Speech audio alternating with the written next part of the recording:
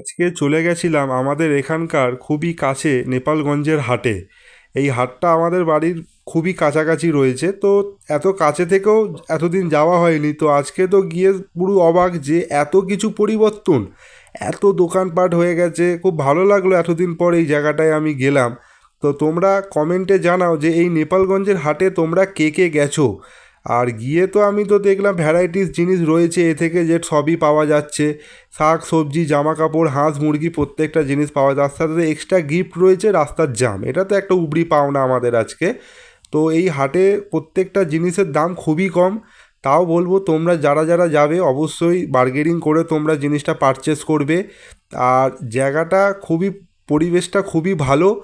আর এখানে শাক সবজি দেখাচ্ছি ঠিকই, কিন্তু এছাড়া আরও অনেক ভ্যারাইটিস জিনিস পাওয়া যায়। দেশি হাঁস দেশি মুরগি হাঁসের ডিম এ থেকে জেড সবই পাওয়া যায়।